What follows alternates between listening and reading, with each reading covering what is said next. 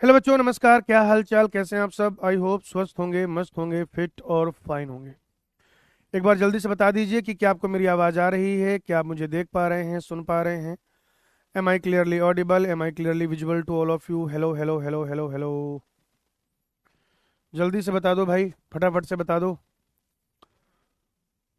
राम रमेश साਰਿਆਂ ने हर हर महादेव बोलो, जय बाबा की। बेटा जल्दी से बता दो, आवाज़ आ रही है क्या? क्या आवाज़ आ रही है? आवाज़ आ रही है क्या? जल्दी से बताओ भाई।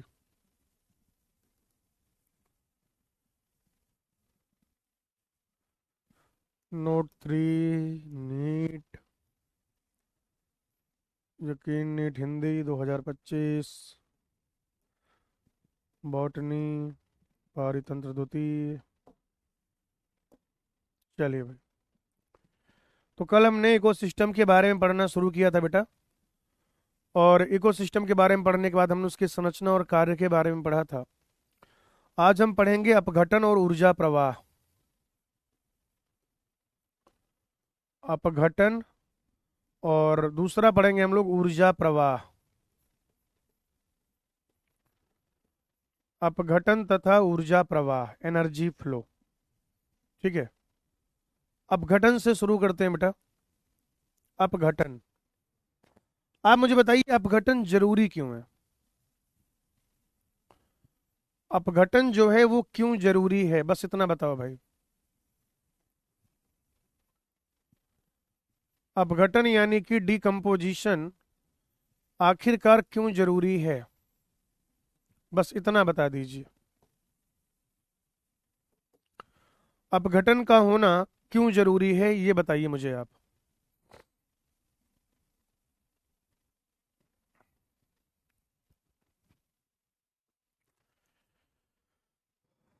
बोलो,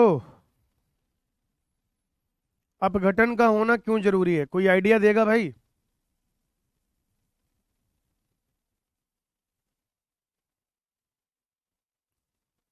देखो क्या होता है, जैसे मान लीजिए क्या है बेटा, एक प्लांट है, समझ रहे हो?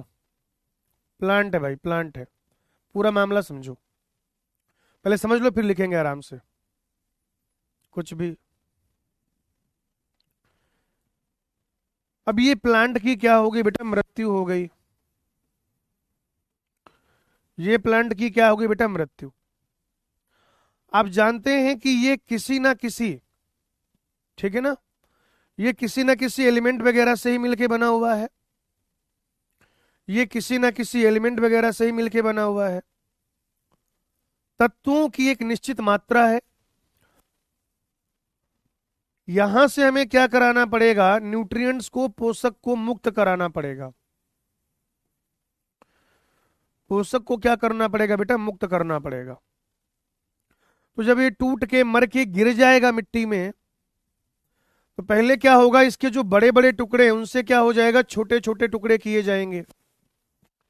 इसको कहते हैं खंडन। खंडन कहते हैं बेटा इसको।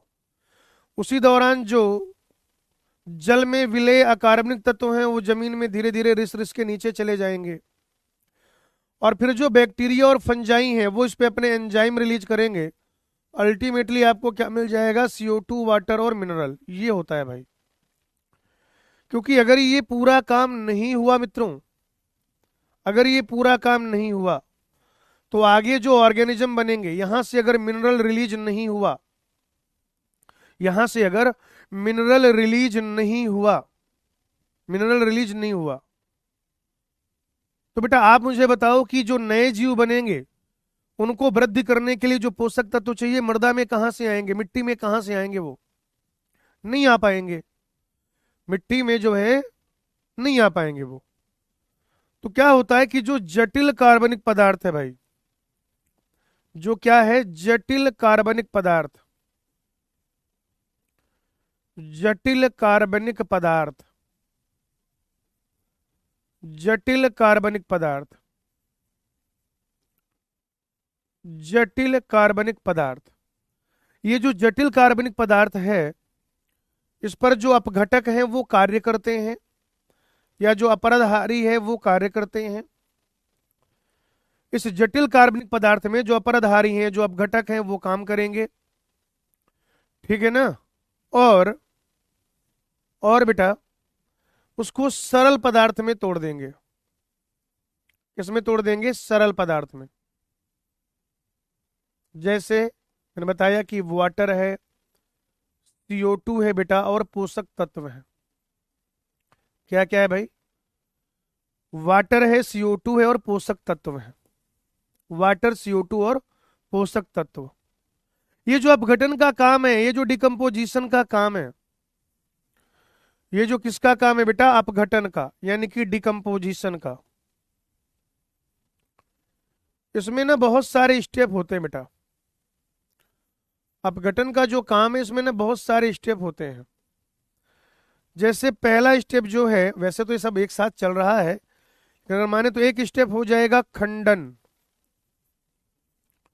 खंडन अर्थात फ्रेगमेंटेशन। खंडन अर्थात फ्रेगमेंटेशन। बेटा दूसरा हो जाएगा निच्छालन। निच्छालन हो जाएगा भाई, निच्छालन, यानी कि लीचिंग। निच्छालन यानी कि लीचिंग। लीचिंग। और तीसरा हो जाएगा आपका अपचयन, यानी कि केटाबोलिज्म। अपचयन यानी कि केटाबोलिज्म। वही जो मैं आपको बता रहा था, मैंने आपको बता भी दिया है हालांकि अगर देखा जाए तो क्या बेटा, एक तो ये है खंडन यानी कि फ्रेगमेंटेशन। फिर क्या है? निच्छालन है भाई, निच्छालन। और निच्छालन के बाद है अपचयन अर्थात केटाबोलिज्म। अपचयन अर्थात केटाबोलिज्म।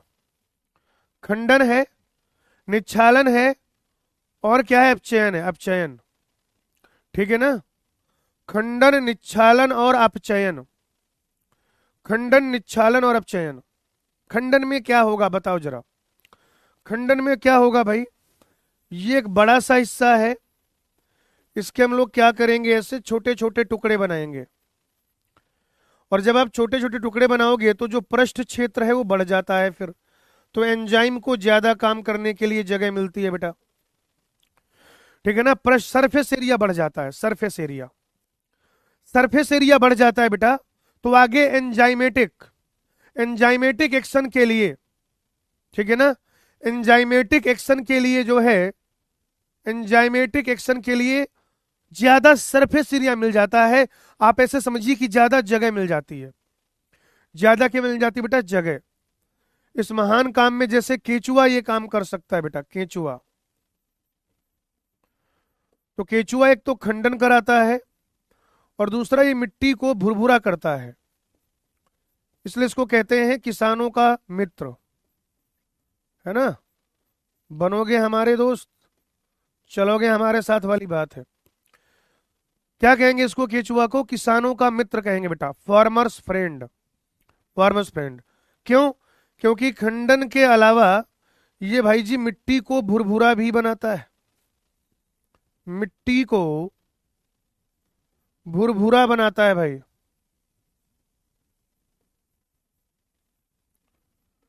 मिट्टी को भुरभुरा बनाता है। मिट्टी को भुरभुरा बनाता है। मिट्टी को क्या करता है बेटा? ये भुरभुरा बनाता है। और इसी दौरान आप देखेंगे कि जो जल में विलेय अकार्बनिक पोषक हैं भाई, ठीक है ना,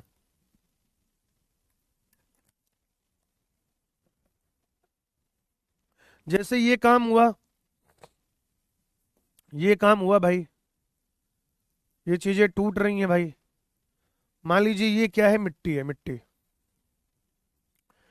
अब बारिश आरिश हुई भाई, बारिश आरिश हुई, तो जब बारिश वगैरह होगी तो जल के साथ वो जो जल में विलेय अकार्बनिक पोषक तत्व हैं वैसे नीचे नीचे जाते जाएंगे, धीरे धीरे, हौले हौले, आहिस्ता आहिस्ता, स्लोली स्लोली वो जमीन के अंदर जाता जाएगा।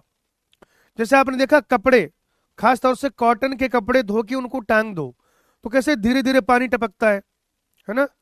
टिप टिप बरसा पानी, वो बरसता नहीं है, टिप टिप रिश्ता हुआ पानी। रिश्ता पानी का रिसाव होता नहीं होता है। बोलो भाई। हाँ, पोस्टर मिट्टी बनाता है, सही कह रहे हैं आप। तो जैसे कपड़े वगैरह फैला दो वॉश करके, तो वो धीरे धीरे क्या होता है, धीरे धीरे क्या होता है भाई बताओ। ऐसे पानी रिश्ता हुआ जाता कि नहीं जाता? बोलो,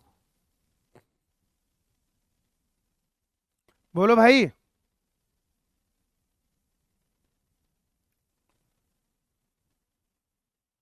हाँ हाँ, मिट्टी को भुरभरा बनाएगा। तो मिट्टी में क्या रहेगा बेटा, आप ये देखेंगे कि ऑक्सीजन वगैरह ठीक ठाक रहेगी, तो जो उर्वरकता है मिट्टी की, उत्पादकता वो बढ़ जाती है। तो इसमें निच्छालन में क्या होता है, आप कहेंगे कि ये से जल में विलेय, जल में विलेय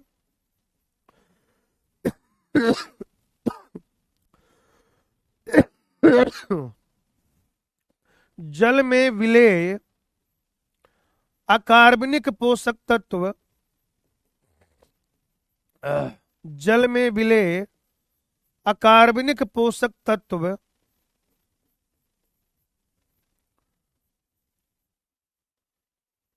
मिट्टी में प्रविष्ट कर जाते हैं, यानी कि मिट्टी में धंस जाते हैं, मिट्टी में चले जाते हैं।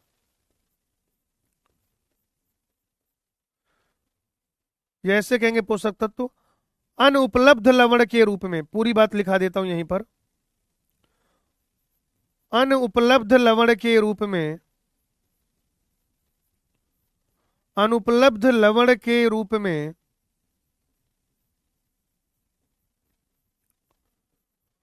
अनुपलब्ध लवण के रूप में मिट्टी में प्रवेश करते हैं। और ये किसके लिए अनुपलब्ध है बेटा? अब ये अपघटन के लिए अनुपलब्ध है, क्योंकि ये मिट्टी के अंदर जा चुके हैं। अभी अपघटन का हिस्सा नहीं है। पहले बड़े पार्ट से छोटा पार्ट बना, और फिर उसके बाद क्या हो जाएगा बताओ? जल में विलेय है तो मिट्टी के अंदर चला जाएगा और अपघटन के लिए अनुपलब्ध हो जाएगा, अनुपलब्ध। वो जो छोटे छोटे टुकड़े बने थे, अब उसमें क्या होगा? बैक्टीरिया और फंजाई के एंजाइम, बैक्टीरिया व फंजाई के एंजाइम, बैक्टीरिया और फंजाई के एंजाइम उसे क्या करेंगे? सरल तत्वों में तोड़ देंगे, सरल तत्वों में तोड़ देंगे, है ना। जितना सरल है, जितना सरल हो सकता है, जितना ज्यादा पॉसिबल है, उतने सरल तत्वों में बेटा उसको तोड़ दिया जाएगा, अपचयित कर दिया जाएगा, पाचन हो जाएगा एक तरीके से। और ये रहा आपका एसपी पॉइंट कि अपघटन की प्रक्रिया के दौरान, अपघटन की प्रक्रिया के दौरान,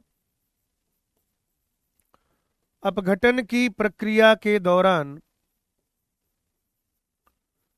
अपघटन की प्रक्रिया के दौरान खंडन, खंडन, निच्छालन, खंडन, निच्छालन एवं अपचयन,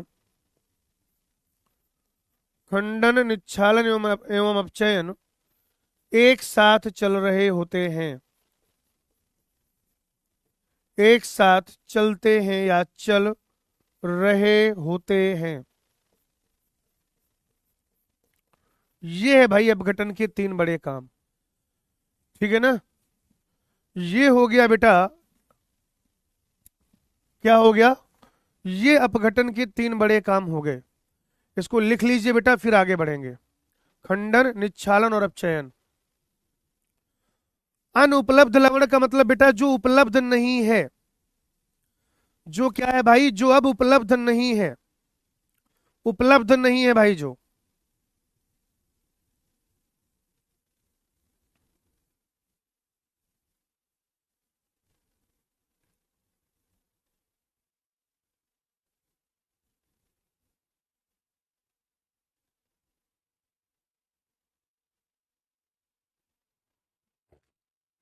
अनुपलब्ध यानी कि जो उपलब्ध ना हो।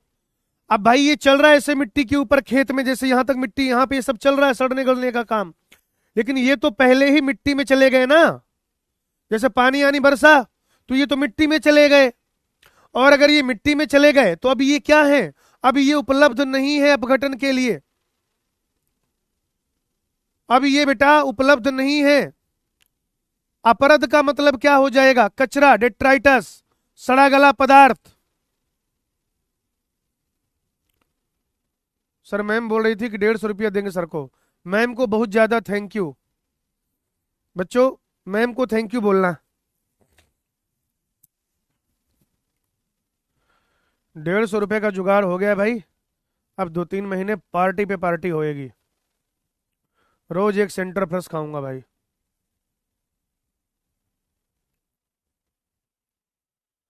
रोज एक सेंटर फ्रेश खाऊंगा।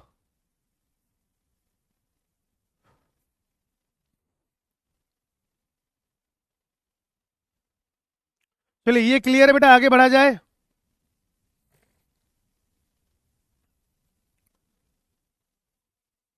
मैम ऐसा कुछ नहीं बोली। अरे यार तुम लोग यार मेरे दिल के साथ खेल रहे हो भाई यार। ऐसे मत करो यार, मेरे दिल के साथ मत खेलो भाई। ये करोगे तुम। चलिए अब देखिए बेटा, समझिए क्या होता है कि अपराध जो है, कूड़ा करकट जो है, ध्यान से समझिएगा। ये जो अपराध है, जो कूड़ा करकट है, सड़ा गला पदार्थ है, इस अपराध में जब खंडन और निच्छालन होता है, क्या होता है मित्रों, खंडन और निच्छालन होता है मेरे भाई। खंडन और निच्छालन होता है तो दो चीजें होती हैं। एक होता है ह्यूमिफिकेशन। ह्यूमिफिकेशन। ह्यूमिफिकेशन। और बेटा दूसरा होता है खनिजीकरण, यानी कि मिनरलाइजेशन। खनिजीकरण यानी कि मिनरलाइजेशन। देखो दोनों चीजें होती हैं। जब आप ये देखिएगा, ध्यान से समझिए बेटा, जब आप यह देखेंगे कि खंडन और निच्छालन हुआ तो ह्यूमिफिकेशन भी होगा और खनिजीकरण भी होगा, यानी कि खनिज मुक्त होंगे। खनिज मुक्त होंगे भाई। खनिज क्या होंगे, मुक्त। खनिज मुक्त होंगे बेटा, खनिज मुक्त होंगे। और ह्यूमिफिकेशन का मतलब है कि ह्यूमस बनना, ह्यूमस का निर्माण। बेटा ह्यूमिफिकेशन का मतलब हो जाएगा ह्यूमस निर्माण। और मैं आपको बताना चाहूंगा कि ये जो ह्यूमिफिकेशन है, ह्यूमिफिकेशन के बाद भी अगर आप देखेंगे तो क्या होने वाला है, ह्यूमिफिकेशन के बाद भी यही बेटा खनिज ही मुक्त होने हैं अल्टीमेटली। तो सुनो जरा ध्यान से, खंडन हुआ, निच्छालन हुआ, अपचयन हुआ, उसके बाद दो चीजें हुई क्या, एक तो ह्यूमिफिकेशन और दूसरा खनिजीकरण। ह्यूमिफिकेशन का मतलब ह्यूमस का बनना, और खनिजीकरण का मतलब खनिज मुक्त होना। फॉस्फोरस था किसी कंपाउंड के रूप में तो फॉस्फोरस फ्री हो रहा है, नाइट्रोजन था तो नाइट्रोजन फ्री हो रहा है। तो खंडन और निच्छालन के बाद भी खनिजीकरण होता है, और ह्यूमिफिकेशन के बाद इस ह्यूमस से हमें क्या करना है, इस ह्यूमस से भी अल्टीमेटली हमें खनिज ही तो मुक्त कराने हैं, है ना। अल्टीमेटली हमें क्या करना है, खनिज ही तो मुक्त कराने हैं। तो ये जो ह्यूमस है भाई, ह्यूमस, अब ह्यूमस क्या होता है वो भी समझ लीजिए। ह्यूमस क्या होता है मित्रों वो भी समझ लीजिए थोड़ा सा। आइए दो चार बातें ह्यूमस के सम्मान में पढ़ लेते हैं हम लोग। ह्यूमस के सम्मान में यकीन नीट हिंदी बैच मैदान में।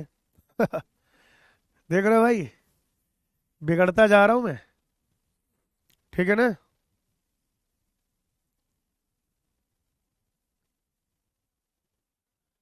राजा सिद्धू पढ़ लो बेटा, कि तुम इस लायक नहीं बने हो कि तुम इन सब सवालों के जवाब समझ पाओ। अपराध मतलब बेटा बताया तो, अपराध का मतलब क्या हो जाएगा, यहां पे लिख लो, अपशिष्ट। जो भी अपशिष्ट है वो सब, प्लांट अपशिष्ट हो चाहे वो एनिमल अपशिष्ट हो।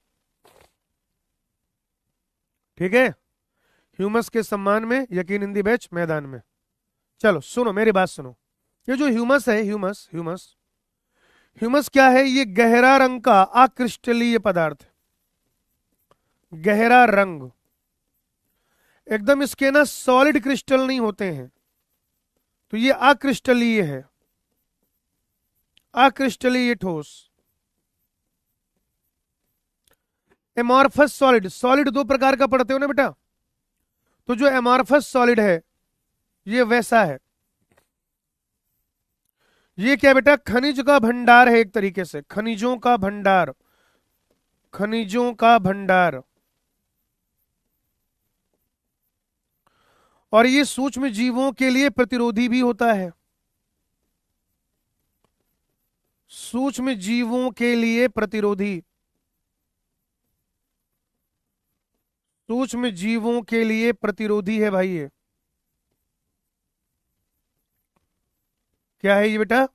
ये सूक्ष्म जीवों के लिए प्रतिरोधी होता है बेटा, सूक्ष्म जीवों के लिए प्रतिरोधी। बहुत कम सूक्ष्म जीव ऐसे हैं, बहुत कम सूक्ष्म जीव,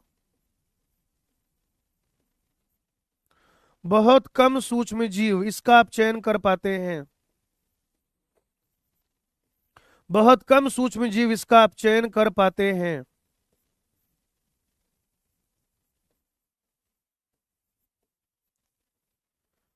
बहुत कम सूक्ष्म जीव इसका आप चयन कर पाते हैं। बहुत कम सूक्ष्म जीव बेटा ऐसे होते हैं जो ह्यूमस का क्या कर पाए? अब चयन कर पाए। बहुत स्लो रेट के साथ होता है, बहुत स्लो डिकम्पोजिशन होता है, और उस स्लो डिकम्पोजिशन के बाद खनिज मुक्त होते हैं। और मैं आपको एक चीज बता दूं, आपको जानकर खुशी होगी, ये रहा आपका एक और एसपी पॉइंट की ह्यूमिफिकेशन, ह्यूमिफिकेशन एवं खनिजीकरण अर्थात मिनरलाइजेशन, ह्यूमिफिकेशन एवं खनिजीकरण दोनों मृदा में चलते हैं, या दोनों मृदा में होते हैं, मिट्टी में होते हैं भाई, दोनों मृदा अर्थात सॉइल में होते हैं, दोनों मृदा में होते हैं अर्थात सॉइल में होते हैं बेटा, सॉइल में। कहां पर होते हैं? दोनों मृदा में होते हैं, यानी कि दोनों इस सॉइल में हो रहे हैं भाई काम।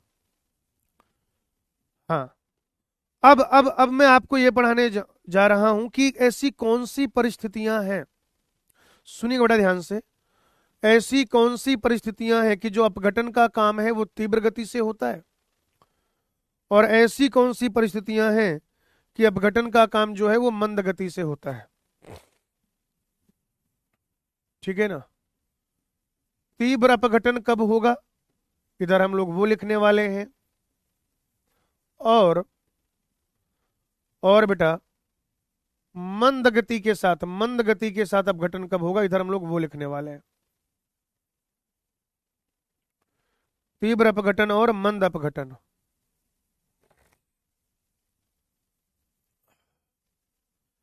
तीव्र अपघटन एवं मंद अपघटन,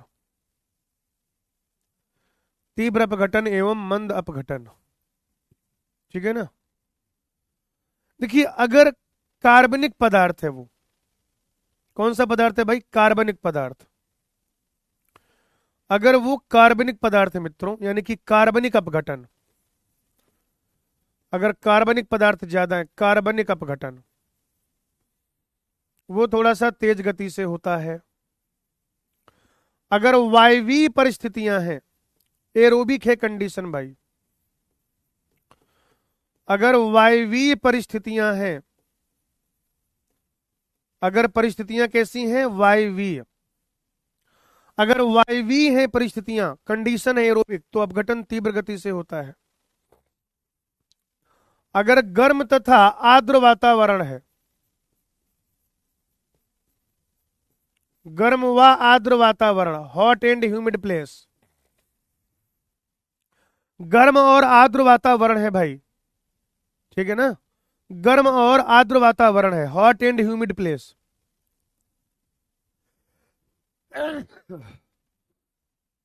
तो क्या होगा भाई?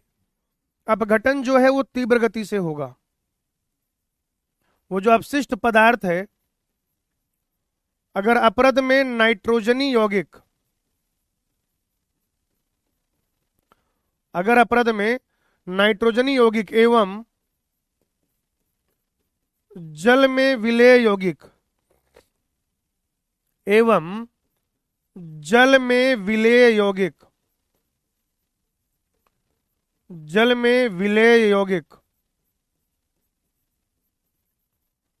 शर्करा की मात्रा अधिक है मेरे भाई, शर्करा इत्यादि की अधिक मात्रा है,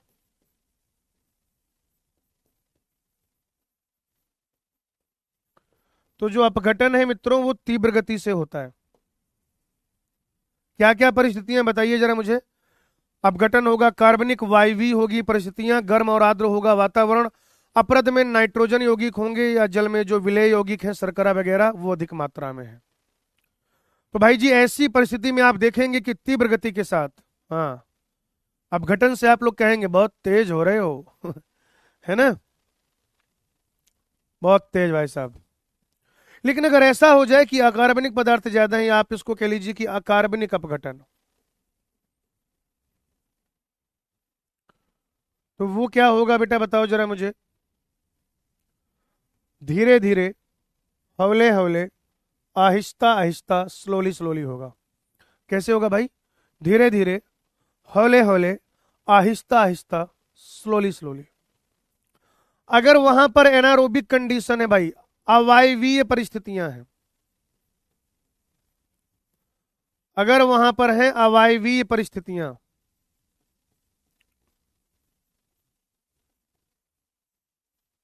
अब भाई हमारे मोहल्ले में झगड़ा हो रहा है भाई, ठीक है ना, हमें जो है मोहल्ले में झगड़ा हो रहा है, अब तुम्हारे पढ़ाने के चक्कर में मैं झगड़ा नहीं देख पाऊंगा, ठीक है ना। देखो मैं एक चीज बताऊं, कुछ बच्चे पूछ रहे हैं गर्म और आर्द्र कैसा होगा। कभी स्टीम लिया आपने? स्टीम, भाप, भाप लिए? भाप कैसा होता है? भाप कैसा होता है भाप? एक तो वो झगड़ा छोड़ के हम तुम्हें पढ़ा रहे हैं यार नहीं दिखा कैसे दो तुम, स्टूडियो जो है मेरा वो फर्स्ट फ्लोर पे, झगड़ा वो नीचे रोड पे हो रहा है, होगा कुछ कारोबार को हटाने के लिए। अक्रिस्टलीय बेटा, क्रिस्टल रहित है एनसीईआरटी में जो लिखा है। नहीं नहीं पढ़ाएंगे, अरे झगड़े का क्या है, वो तो अभी शाम को फिर करा देंगे, कह रहे भाई साहब क्या हो गया था। अरे ये गाड़ी खड़ी कर देते हैं बीच रोड में, ऐसे ही होता है, सब पता चलेगा। तो कैसा है वो? गर्म भी है और आर्द्र भी है। अरे भाई पानी बहुत ज्यादा है और टेम्परेचर ज्यादा है, पानी ज्यादा है तो आर्द्र रहेगा, है ना। और टेम्परेचर जो है, टेम्परेचर, टेम्परेचर ज्यादा है तो कैसा है? हॉट है, गर्म है। सिंपल है मेरे भाई, सिंपल, वेरी सिंपल। शांत हो गया, थोड़ा ही था लग रहा बीच बचाव हो गया जल्दी, कह रहे नहीं छोड़ भाई साहब कैसी बातें कर रहे हैं आप। नहीं मजे की बात नहीं है यार, मोहल्ले में सबको मिलजुल के रहना होता है। ठीक है भाई, चलिए। अकार्बनिक अपघटन, अवायवीय परिस्थितियां। यहां पर बेटा ठंडा एवं शुष्क वातावरण, जो कलर कैसे चेंज हो गया, ठंडा व शुष्क वातावरण, पानी की भी कमी है और ड्राई है एनवायरमेंट, और ठंडा भी है, और इसके अलावा अपरद में लिग्निन व काइटिन की मात्रा अधिक, अपरद में लिग्निन व काइटिन की मात्रा अधिक।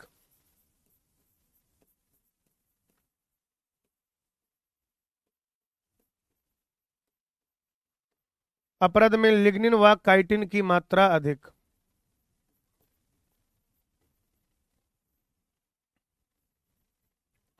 अपरद में लिग्निन व काइटिन की मात्रा जो है वो अधिक होती है।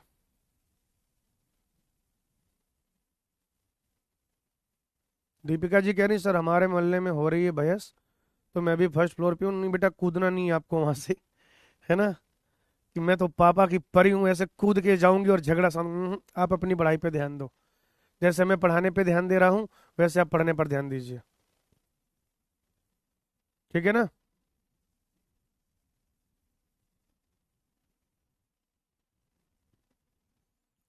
चलो, अभी ये ना, कुछ लोग क्या कर रहे हैं, बिना मतलब के दूसरे मास्टरों का नाम ले रहे हैं। भाई वो सब दोस्त है मेरे, वो सब दोस्त है मेरे भाई।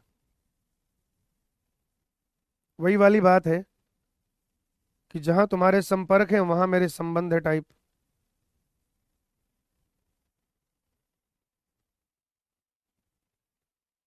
इंग्लैंड बेटा 3 ओवर 2 बॉल 17 रन 0 विकेट, है ना। नमक खेल रहा, अरे सॉल्ट जो है वो 8 रन पे खेल रहा है, और बेन डकेट जो है वो 9 रन पे खेल रहा है। हर्षित राणा की पिटाई हो गई, 1 ओवर 3 बॉल पे 11 रन दे दिया उसने। फोन रख दो इधर। तो ये हो गया बच्चों आपका अपघटन। ये क्या हो गया भाई? अपघटन हो गया, अपघटन अपघटन अपघटन। चलिए, यहां से हमने शुरू किया। अल्टीमेटली क्या हो गया? खनिज बनाए हमने। एजेंडा वही है। जैसे फॉर एग्जाम्पल कोई चीज ले लो आप, जैसे ये किताब है, ये किताब है, जैसे यहाँ पे एक रखी हुई थी, ये किताब, इसमें लिखा है वृहत मुहावरा कोश, है ना। इसमें क्या है, ऐसी बहुत सारी बातें हैं जिसमें जो क्या है मैं पढ़ता रहता हूँ बीच बीच में, है ना। अब जैसे ये किताब है, ये किताब सड़ जाए, बहुत पुरानी हो जाए, और वैसे भी मैं आपको बताऊं ये किताब कब की है। बेटा ये किताब पहली बार 1986 में छपी थी, मेरे पैदा होने से भी काफी पहले। समझ रहे हो आप? लगभग 40 साल हो गए, 40 साल। तो फिर मान लो ये किताब और ज्यादा खराब हो जाए, तो फिर ये सड़े, तो अल्टीमेटली क्या होगा, इसमें जो मिनरल जुड़े हुए हैं वो मिनरल क्या हो जाए, मुक्त हो जाए। ये शायरी किताब नहीं है, वो तुम लोग खरीदते हो 10 रुपए में। हम्म। वो स्टेशन में मिलती है ना, वो बेचने आते हैं, दर्द भरी शायरी वो तुम लोग खरीदते हो भाई, हम नहीं पढ़ते वो सब। चलिए, तो ये अपरद हो गया, ह्यूमिफिकेशन खनिजीकरण ह्यूमस, और ये इधर कब जो अपघटन है वो तीव्र गति से होगा और कब जो है मंद गति से होगा। ठीक है, चलिए आगे बढ़ा जाए, आगे बढ़े।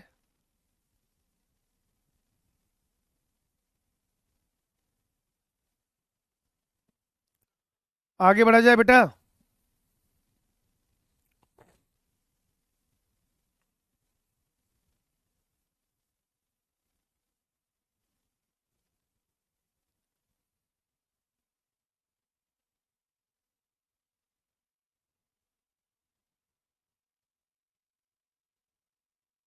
चलिए, अब मैं आपको पढ़ाऊंगा ऊर्जा प्रवाह। उसमें पहली चीज जो हम लोग पढ़ने वाले हैं वो है ऊर्जा स्थानांतरण। ये देखिए, ये एक चीज पहले समझ लीजिए, यहां पर ये इस तरीके से काम हो रहा है भाई, देखो इधर। ये पेड़ था अभी जो हमने पढ़ा, ये पेड़ था, इससे कोई पत्ती टूटी, ब्रांच टूटी, वैसे भी होता रहता है ये थोड़ा बहुत।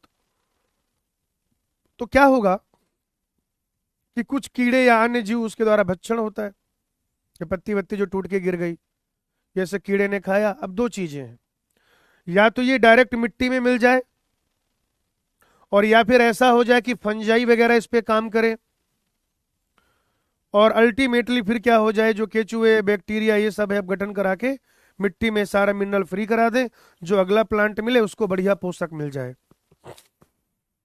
जो अगला प्लांट है, अगला प्लांट, अगला प्लांट, ठीक है ना। चलो, लेकिन इन क्या है, बायोमोलिक्यूल है बेटा। सर पेड़ के पीछे कोई है क्या? न्यूटन बैठा होगा कि एप्पल गिरेगा अभी। कह रहा सर कभी आजमगढ़ में आइएगा। अभी गए थे बेटा 2 दिन पहले, सोमवार को आजमगढ़ में ही थे, सोमवार को आजमगढ़ में ही थे। ये दिखा सबको? हाँ, तेरी मिट्टी में मिल जावा, तेरे खेतों में लहरावा।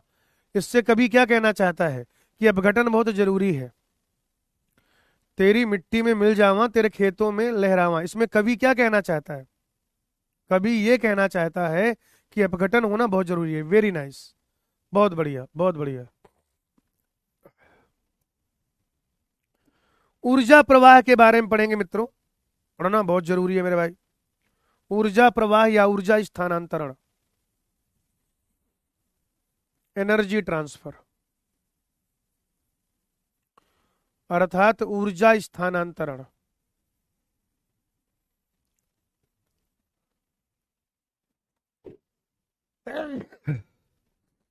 आज भाई धूल उल आ गई कहीं से, आज मैं छींकते छींकते परेशान हो जाऊंगा, पागल हो जाऊंगा मैं।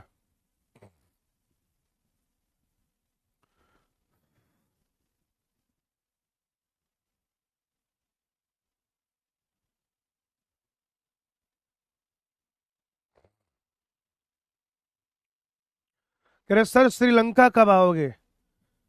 जब जब कोई रावण अत्याचार करेगा तब तब भगवान राम के लोग यहां से श्रीलंका जाएंगे।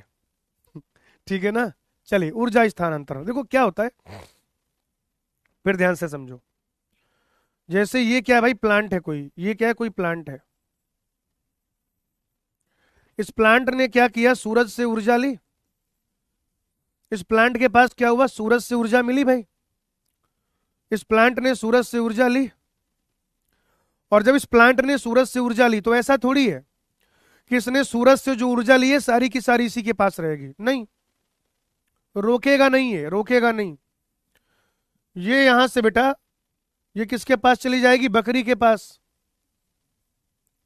और बकरी ने जो ऊर्जा ले ली है, बकरी ने जो ऊर्जा ली है वो भी नहीं कि बकरी के पास रहेगी, वो चली जाएगी शेर चीता मनुष्य के पास। यानी कि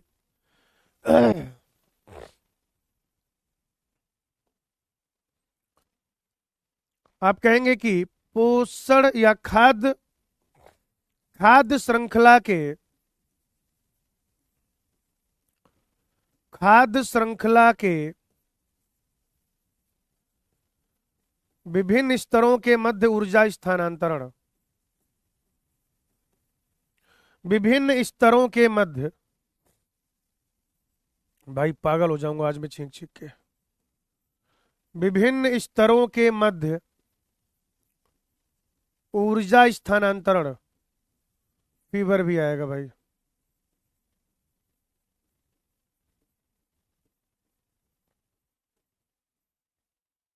ठीक है। अभी कहोगे सर खाद्य श्रृंखला क्या, अभी बताते हैं, 2 मिनट बाद बताते हैं, पहले ये सुनो। तो ये जो अलग अलग स्तर हैं उनके बीच में जो ऊर्जा का ट्रांसफर हो रहा है, जैसे सूर्य से जो ऊर्जा है वो पादप के पास गई, पादप उस ऊर्जा को अपने पास रखेगा नहीं, पादप उस ऊर्जा को दे देगा। फॉर एग्जांपल उसने बकरी को दे दी वो ऊर्जा, बकरी से वो जो ऊर्जा है भेड़िया में पहुंची, और भेड़िया से जो है वो कहां पर पहुंच गई, मान लीजिए शेर में या चीते में। ऐसा बेटा, ऐसा ऐसा कुछ। तो ये है ऊर्जा स्थानांतरण। कोई भी जो ऊर्जा, जैसे मान लीजिए किसी ने क्या किया, जैसे बकरी के पास कुछ ऊर्जा आई, तो ऐसा नहीं कि वो बकरी अपने पास पूरी ऊर्जा रख लेगी, स्टोर कर लेगी, नहीं, वो अगले ट्रॉफिक लेवल को कुछ ना कुछ ट्रांसफर जरूर करेगी भाई। ठीक है ना, कुछ ना कुछ ऊर्जा ट्रांसफर जरूर करेगी। अगली चीज है बेटो खाद्य श्रृंखला, फूड चेन। मित्रों अगली चीज है खाद्य श्रृंखला अर्थात फूड चेन। खाद्य श्रृंखला अर्थात फूड चेन, खाद्य श्रृंखला यानी कि फूड चेन, खाद्य श्रृंखला यानी कि फूड चेन। ठीक है ना, खाद्य श्रृंखला यानी कि फूड चेन। सोनी प्रजापति, वो तुम भाई अलग अलग कहानी सुन के आ गई हो। अकेले रहता है ना शेर, वो शिकार कर लेता है भेड़िए का। वो भेड़िया जो है ना, जब वो ग्रुप में आते हैं तब अलग बात होती है। हाँ डायरेक्ट भी लायन खा सकता है, वो तो मुझे फूड चेन बड़ी बनानी थी बस इसलिए।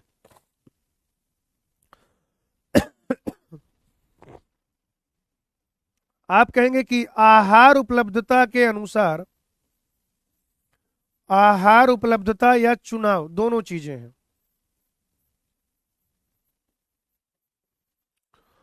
आहार उपलब्धता या चुनाव के आधार पर या के अनुसार पारितंत्र में पारितंत्र में पारितंत्र में जीवों का एक विशेष क्रम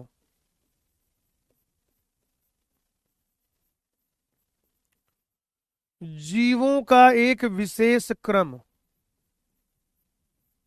ठीक है मित्रों, जीवों का एक विशेष क्रम। जैसे आप जानते हैं ना कि पहले क्या आएगा, ट्रॉफिक लेवल 1 आएगा, ट्रॉफिक लेवल के अभी आगे समझाऊंगा, फिर ट्रॉफिक लेवल 2 आएगा, फिर बेटा ट्रॉफिक लेवल 3 आएगा, फिर ट्रॉफिक लेवल 4 आएगा। तो ये जो क्रम है बेटा, ये जो क्रम है, ये क्रम जो है इसी को कहते हैं खाद्य श्रृंखला। इसी को क्या कह दिया जाएगा, इसी को खाद्य श्रृंखला कहेंगे बेटा, खाद्य श्रृंखला, ठीक है ना, उसको खाद्य श्रृंखला कहेंगे, फूड चेन। और प्रकृति में क्या होता है कि एक ऑप्शन नहीं होता, कई सारे ऑप्शन होते हैं खाने के लिए, यानी कि एक खाद्य श्रृंखला नहीं होती, बहुत सारी खाद्य श्रृंखलाएं होती हैं। तो अगली चीज हमें पढ़नी है खाद्य जाल। खाद्य जाल यानी कि फूड वेब, ये क्या चीज है भाई जी? ये जो खाद्य जाल है, ये जो फूड वेब है, ये क्या है? ये जो खाद्य जाल है, ये जो फूड वेब है, ये क्या है भाई? तो जो खाद्य जाल है, वो जो फूड वेब है, फूड वेब, तो आप कहिएगा कि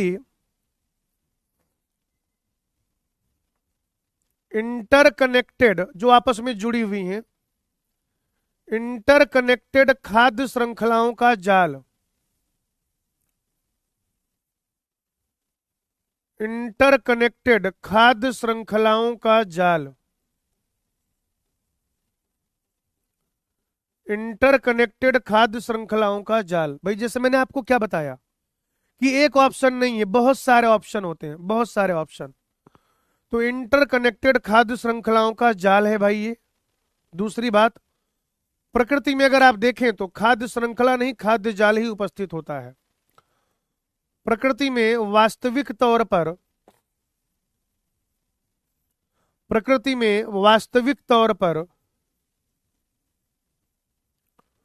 प्रकृति में वास्तविक तौर पर खाद्य जाल उपस्थित होता है, खाद्य जाल उपस्थित होता है। प्रकृति में वास्तविक तौर पर क्या उपस्थित होता है भाई? खाद्य जाल उपस्थित होता है, खाद्य जाल, ठीक है ना, खाद्य जाल बेटा, खाद्य जाल उपस्थित होता है। अब जैसे खाद्य श्रृंखला कैसे मिलके खाद्य जाल बनाती है वो देखिए भाई जी। मान लीजिए ये एक है T1, T2, T3, ये कोई दूसरी खाद्य श्रृंखला है T1, T2, T3, T4, एक कोई और खाद्य श्रृंखला है T1, T2, T3, T4। तो भी आप क्या देखेंगे, ऐसा भी हो सकता है कि इसको ये खा ले और यहां से कोई खाद्य श्रृंखला हो जाए, या इसको ये खा ले, यहां से कोई खाद्य श्रृंखला शुरू हो जाए, या ऐसे यहां से कोई खाद्य श्रृंखला शुरू हो जाए। तो ये क्या है बेटा, आपस में इंटरकनेक्टेड है। ये क्या है भाई, आपस में इंटरकनेक्टेड है।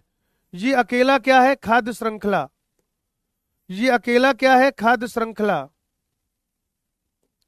ये अकेला क्या है, खाद्य श्रृंखला। लेकिन मित्रों ये पूरा क्या है, खाद्य जाल। ये पूरा क्या है भाई जी, बताइए जरा मुझे। ये पूरा क्या हो जाएगा, खाद्य जाल हो जाएगा। ऐसे ये पूरा जो है खाद्य जाल हो जाएगा, खाद्य जाल पूरा क्या हो जाएगा बेटा, इस पूरे को हम फूड वेब कहेंगे। येलो डिब्बे में जो बंद किया है, येलो डिब्बे में जो बंद किया है बेटा जी, वो क्या हो जाएगा बताइए मुझे, खाद्य जाल। और ये जो लाल डिब्बे में बंद किया है, ये क्या हो जाएगी, खाद्य श्रृंखला, खाद्य श्रृंखला। अगली चीज बेटा अपने को पढ़ना है पोषण स्तर यानी कि ट्रॉफिक लेवल। पोषण स्तर यानी कि ट्रॉफिक लेवल,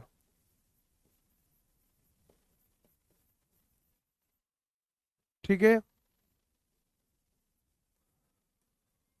आप कहेंगे कि आहार उपलब्धता उसे क्या उपलब्ध है खाने के लिए, या उसने क्या चुना है। आहार उपलब्धता या फिर आहार चुनाव के आधार पर, आहार उपलब्धता या चुनाव के आधार पर खाद्य श्रृंखला में, खाद्य श्रृंखला में जीव का विशेष स्थान,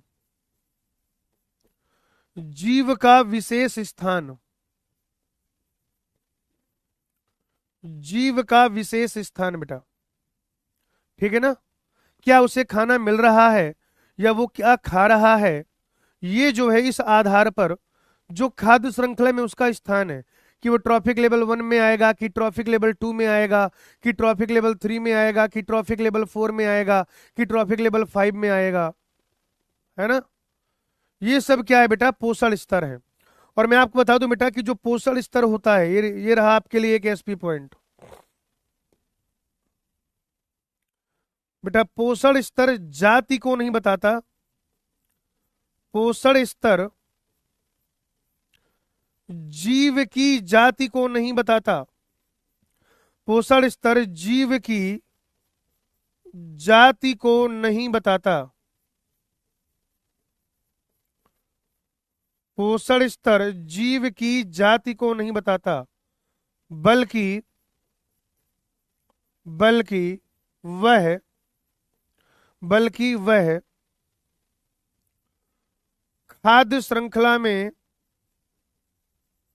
बल्कि वह खाद्य श्रृंखला में जीव का विशेष स्थान होता है,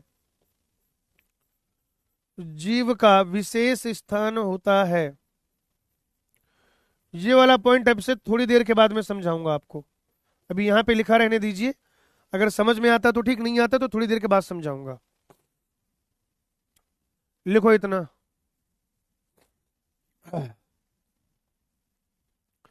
लिखो भाई, लिखो इसको।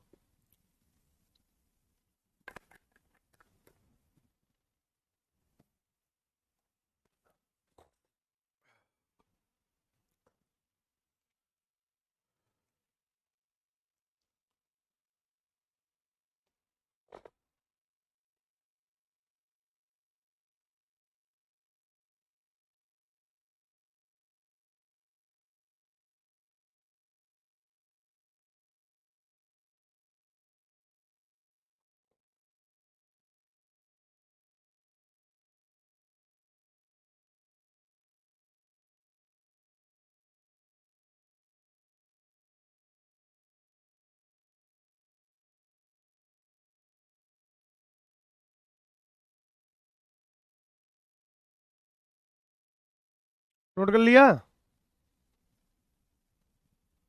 चलिए। अब देखिए ये यहां पर हमें क्या करना है, अलग अलग ट्रॉफिक लेवल के बारे में पढ़ना है भाई, ठीक है। ये जो है पहले पोषण स्तर पे आ जाएंगे पादप, जो कि उत्पादक होते हैं, और ये उसके उदाहरण हो गए, पादप, प्लवक, घास, वृक्ष। द्वितीय पोषण स्तर पर आते हैं बेटा शाकाहारी। इनको जो है एक चीज याद रखिएगा कि ये जो उत्पादक हैं इनको आप प्राइमरी प्रोड्यूसर कहते हैं, प्राइमरी प्रोड्यूसर। और जो प्राथमिक उपभोक्ता है इसको बेटा आप सेकेंडरी प्रोड्यूसर कहते हो। और ये जो द्वितीयक उपभोक्ता है, द्वितीयक उपभोक्ता, ये मांसाहारी होता है बेटा, मांसाहारी। और फिर ये जो चतुर्थ उपभोक्ता, ये उच्च मांसाहारी है। ट्रॉफिक लेवल 2 पे शाकाहारी आते हैं क्योंकि वो प्लांट या प्लांट प्रोडक्ट को खाते हैं। ये तो वो जीव हैं बेटा जो फोटोसिंथेसिस करेंगे। पहली पोषण स्तर पे क्या आ जाएंगे, प्रकाश संश्लेषी जीव। ऐसे ही लिखिएगा जैसा लिखा रहा हूं, प्रकाश संश्लेषी एवं रसायन संश्लेषी जीव, प्रकाश संश्लेषी एवं रसायन संश्लेषी जीव। ठीक है। द्वितीय पोषण स्तर पर शाकाहारी आते हैं। आप कहेंगे पादप या पादप उत्पाद को खाने वाले, या तो प्लांट खाएंगे या प्लांट की कोई चीज खा लेंगे, खाने वाले। इसमें मांसाहारी आएंगे, एनिमल या एनिमल प्रोडक्ट को खाने वाले, जंतु या जंतु उत्पाद को खाने वाले। भाई पूरा जानवर खा लो, उसका मांस खा लो थोड़ा सा, और फिर ये बड़े वाले मांसाहारी। तो ट्रॉफिक लेवल 1 पे पादप प्लवक घास वृक्ष, द्वितीय पोषण स्तर जंतु प्लवक टिड्डे और गाय, तीसरा पोषण स्तर पक्षी मछलियां भेड़िया, चौथा पोषण स्तर मनुष्य और शेर। और मैं आपको बता दूं, मैं लिखे दे रहा हूं, ये रहा नीट 2025 का एक सवाल। ठीक है ना। आप गवाही देंगे इस बात की कि मैंने कितने दिनों पहले आपको ये बात बता दी थी कि नीट 2025 में पूछा जाएगा। अब किस, हाँ बिल्कुल नोट करना है बेटा, और ऐसे ही नोट करना है जैसा मैंने बताया है, नोट करना है और ऐसे ही नोट करना है जैसा मैंने लिखा है। और ये जो है कॉन्सेप्ट, इस पे सवाल आएगा, या तो कोई फूड चेन बना के देगा या पूछेगा, है ना, या पूछेगा बेटा। ठीक है ना बेटा, पूरी दुनिया में कितने प्लांट पाए जा रहे हैं, कितनी घासें पाई जा रही हैं, उसका उसका जो है आप क्या करिएगा। ठीक है ना, उसके साथ साथ आप क्या करिएगा, एक बार घास और प्लांट इन सब का नंबर काउंट करिएगा। फिर आप देखिएगा घास प्लांट इन सब का नंबर ज्यादा है या एनिमल्स का नंबर ज्यादा है, काउंट करिएगा बेटा। चलिए लिखिए इसको भाई। Hello Priya Jadhav, hello hello hello hello hello. अब ठीक है बेटा, प्रिया खुश हो गए तुम। वही तो मैं सोचूं कि मैं आज मेरा पढ़ाने में मन क्यों नहीं लग रहा, क्योंकि आज मैंने प्रिया को हाय नहीं बोला था, हेलो नहीं बोला था मैंने। हेलो प्रिया। बच्चे बेचारे, उनका मन रहता है हम उनका नाम ले लें। चलो भैया ले लिया तुम्हारा नाम है, मैं तेरा नाम जबदा फिरा, ऐसा है क्या।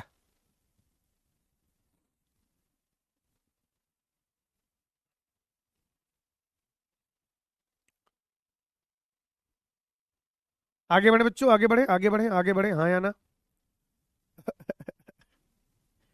आगे बढ़ा जाए।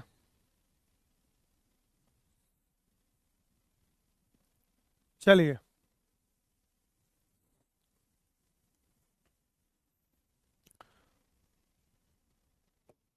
ये देखो भाई, सूरज से उर्जाई, इनने खाया पिया, कुछ तो हीट का लॉस हुआ, कुछ यहां तक गया, फिर ऐसे ऐसे ऐसे ये काम चलता रहता है। ये हालांकि अभी ऊर्जा स्थानांतरण के समय भी काम आएगा और ट्रॉफिक लेवल समझने में भी काम में आता है। जैसे अगर मैं आपको ना अलग अलग तरीके की खाद्य श्रृंखलाएं बताऊं, इधर देखो, मैं क्यों कह रहा था कि ऐसा कोई जरूरी नहीं है कि मनुष्य हमेशा ट्रॉफिक लेवल 2 पे आए, या मनुष्य हमेशा ट्रॉफिक लेवल 3 पर आए, या मनुष्य हमेशा ट्रॉफिक लेवल, ऐसा कोई जरूरी नहीं है। तो जो ट्रॉफिक लेवल है ये किसी जाति के बारे में नहीं बता रहे। जैसे मान लीजिए कोई पादप है, प्लांट है, उसको क्या हुआ, मनुष्य ने खा लिया भाई। या ऐसा हो सकता है, ऐसा हो सकता है भाई कि कोई पादप है, पादप को बकरी ने खा लिया भाई, बकरी को बेटा मनुष्य ने खा लिया। या जैसे मान लीजिए कि घास है, घास को किसी कीड़े ने खाया, कीड़े को किसी पक्षी ने खाया, और वो मुर्गी तुम खा गए भैया। बताओ। तो देखो यहां पर पादप क्या हो जाएगा, ट्रॉफिक लेवल 1, मनुष्य क्या हो गया, ट्रॉफिक लेवल 2। तो यहां देखिए मनुष्य ट्रॉफिक लेवल 2 में है, यहां देखेंगे तो बेटा मनुष्य जो है ट्रॉफिक लेवल 3 में है, यहां पर देखेंगे तो मनुष्य जो है वो ट्रॉफिक लेवल 4 में है। तो ट्रॉफिक लेवल जो है वो किसी जाति के बारे में नहीं बताते हैं। ट्रॉफिक लेवल जो है, ट्रॉफिक लेवल वो किसी जाति को नहीं बताते हैं बेटा। वो क्या बताते हैं कि आहार उपलब्धता के हिसाब से इसका स्थान क्या होगा। ये टी, अब मनुष्य अगर सीधे प्लांट खा रहे तो मनुष्य पालक खा रहा है तो T2 में आएगा, मनुष्य बकरी खा रहा है T3 में आएगा, मनुष्य मुर्गी खा रहा है T4 में आएगा। या जैसे मान लीजिए कोई जो है पक्षी है वो घास खा रहा है, कोई पक्षी है मान लीजिए डायरेक्ट वो क्या कर रहा है, जैसे कुछ पक्षी क्या है सीड खाते हैं बेटा, सीड, बीज क्या हो गया प्लांट प्रोडक्ट, उसको क्या कोई पक्षी खा रहा है भाई। या ऐसा हो जाए कि भाई घास है, घास, उस घास को कीड़ा खा रहा है, कीट, और जो है उस कीड़े को कोई पक्षी खा रहा है। तो आप देखो बेटा यहां पर क्या हो जाएगा कि बीज जो है वो ट्रॉफिक लेवल 2, पक्षी ट्रॉफिक लेवल T2, यहां पर घास T1, कीट T2, पक्षी T3 भाई। देखो आप, ये हो सकता है भाई जी। यस, MSc की डिग्री का कोई अल्टरनेट नहीं होता। वेरी नाइस बेटा, बहुत बढ़िया बहुत बढ़िया। कॉकरोच जो है तिलचट्टा, तिलचट्टा बेटा अगर रोटी खा रहा है, रोटी, तो उसका ट्रॉफिक लेवल अलग आएगा। और अगर घास को किसी कीड़े ने खाया, और कीड़े को खाया बेटा तिलचट्टा यानी कि कॉकरोच,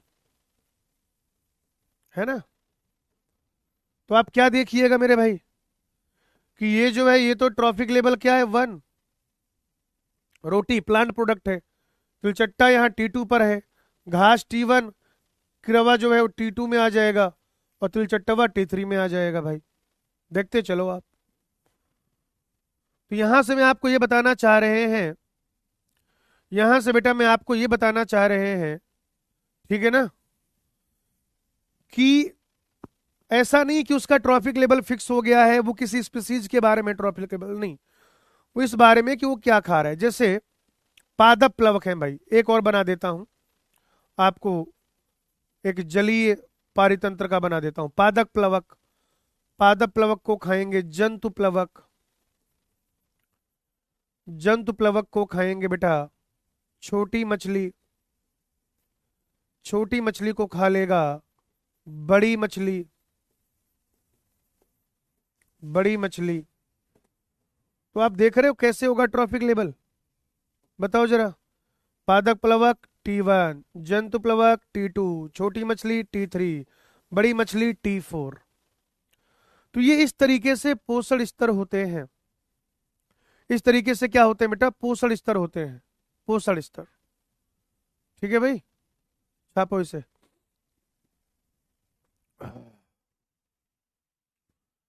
छापा छुपंतम।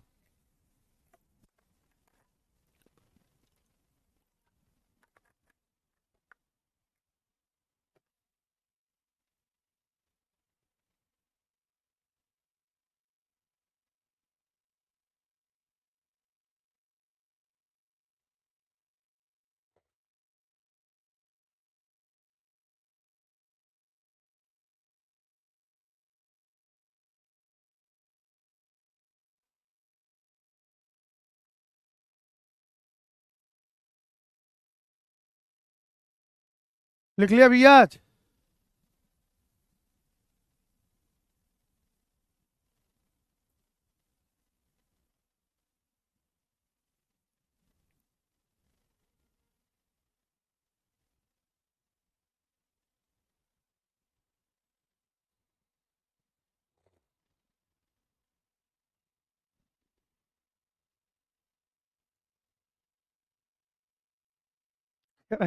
SP सर को सत नमन। अरे जिंदा हैं हम मालिक, जिंदा हैं हम।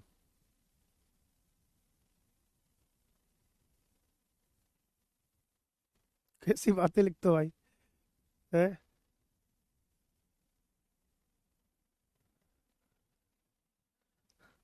हत हत हमन है, सत सत नमन।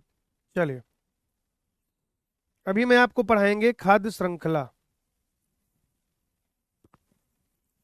खाद्य श्रृंखला के प्रकार पढ़ा देते हैं आपको।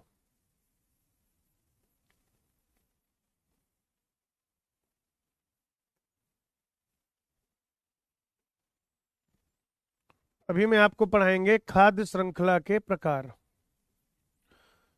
ना मेजरली तो हमें दो तरीके की खाद्य श्रृंखलाएं पढ़नी है। एक है परभक्षण खाद्य श्रृंखला, परभक्षण खाद्य श्रृंखला।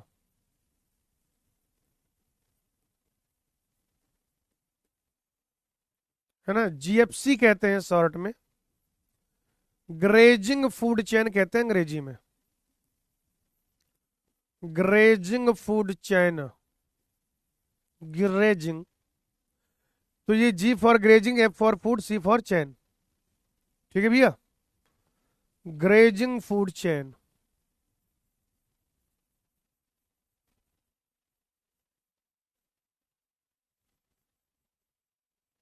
Grazing food chain. और बेटा दूसरा होता है अपरद खाद्य श्रृंखला, अपरद खाद्य श्रृंखला, अपरद खाद्य श्रृंखला, शॉर्ट में कहते हैं डीएफसी, अंग्रेजी में कह दीजिएगा आप लोग इसको डिट्राइटस या detritus food chain, detritus food chain.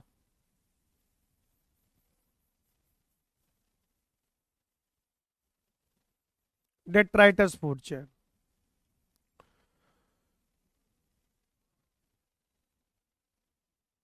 पढ़ाई करो पढ़ाई, तुम लोग ज्यादा लाड में आ रहे हो भाई। अभी सुना दूंगा कुछ भैरवी राग तुम्हें फिर मैं। भाई डर के रहा करो उससे, मास्टर हो तुम्हारा, मैं मजाक बना रहे हो मेरा। सुनो बेटा, परभक्षण खाद्य श्रृंखला, परभक्षण पढ़ चुके हैं आप कि एक ट्रॉफिक लेवल से दूसरा, दूसरे से तीसरा। तो बेटा ये परभक्षण पर आधारित है कि अगर तुम आज किसी को खा रहे हो, कल तुमको भी कोई खाएगा, और अगर तुमको कोई नहीं खा रहा तो फिर तुम टॉप कंज्यूमर हो। अगर तुमको कोई नहीं खा रहा, परभक्षण पर आधारित है मेरे भाई ये। और ये कहां से शुरू होती है, तो आप कहेंगे कि ये उत्पादक से प्रारंभ होती है, उत्पादक से प्रारंभ होती है, उत्पादक से। जैसे आप चाहें तो एग्जांपल ले लीजिए कि मान लीजिए अगर जलीय पारितंत्र में ले तो जो पादप प्लवक है, पादप प्लवक यानी कि जू प्लैंकटन, उसको किसने खाया भैया, जंतु प्लवक ने। जंतु प्लवक को किसने खाया, स्मॉल फिश यानी कि छोटी मछली ने। और ये बेटा इसको किसने खाया, बड़ी मछली ने, है ना। अगर आपको कभी कोई बड़ी मछली दिखे तो समझ जाइएगा कि इसने बहुत सारी छोटी मछलियों को डकार लिया है, उसको खा पी के जो है ना ये बड़ी हुई है। और ये लाइन सिर्फ इकोलॉजी में नहीं याद रखना है, पूरे जीवन भर याद रखना है। समझो, समझ जाओ बेटा भाई बात को। कैड़ी बात बोल दी तेरे भाई ने। पादक प्लवक, उसको खाएंगे जंतु प्लवक, जंतु प्लवक को खाएगी छोटी मछली, और छोटी मछली को खाएगी बड़ी मछली। पैरासिटिक फूड चेन नहीं पढ़ा रहा है बेटा, नहीं पढ़ना है। या जैसे आप इसको ऐसे भी समझ सकते हैं कि घास, घास को खाएगा कीट, कीट को खाएगा पक्षी यानी कि मुर्गी, और मुर्गी को खाएंगे आप, है ना। तो ये इस तरीके से अपरद खाद्य श्रृंखला जो है, अपरद खाद्य श्रृंखला, अपरद, आप कहेंगे यह अपरद से प्रारंभ होती है, अपरद से प्रारंभ होती है, अपरद से प्रारंभ होती है। ये कहां से प्रारंभ होती है भाई, अपरद से, डेट्राइटस से। ठीक है सर, आप किस इंस्टीट्यूट में पढ़ाओगे, बेटा मैं पढ़ाऊंगा Jhumri Telaiya institute of biotechnology, Jhumri Telaiya school of biotechnology, उसमें पढ़ाऊंगा मैं। ठीक है ना। अपरद से प्रारंभ होती, जैसे मान लो वो अपशिष्ट पदार्थ है, अपरद है, अपरद, अपरद है भाई, अपरद। तो अपरद पे काम उसको कौन खा रहा होगा, केचुआ, केचुआ को खा लेगा कोई कीड़ा, कीड़े को खा लेगा पक्षी। तो अपरद खाद्य श्रृंखला क्या है कि बेटा ये अपरद से प्रारंभ होती है। अपरद खाद्य श्रृंखला जो है हाँ हाँ और क्या, फालतू बातें करते हैं, सर आप कहाँ जा रहे हो, कौन सी एकेडमी में जा रहे हो। अरे भाई मेरा जहां मन होगा यार वहां जाऊंगा ना। अब तो तीर जो है वो कमान से निकल चुका है मेरे भाई। तुम्हारा नुकसान नहीं होने दूंगा, पढ़ाने नहीं देते हो, नाटक करते हो। हाँ हाँ हाँ। और वहां जो डीन है वो है डॉक्टर झटका और घसीटा राम। डॉक्टर झटका और घसीटा राम जो है वहां हेड है। डॉक्टर कहाँ पर है? Jhumri Telaiya institute of technology में, biotechnology. Jhumri Telaiya institute of biotechnology. नहीं बेटा, युगांडा में नहीं है, होनोलुलु में है। होनोलुलु। होनोलुलु एक हवाई द्वीप है, वहां पर है ये Jhumri Telaiya institute of biotechnology, जिसके डीन है डॉक्टर झटका। हाँ हाँ हाँ। और चेयरपर्सन है घसीटा राम। चेयरपर्सन है हाँ घसीटा राम है। Yes yes yes. फाउंडर कौन है? फाउंडर है कलुआ। कलुआ जो है वो फाउंडर है। नालायको। चलो अब पढ़ाई करो।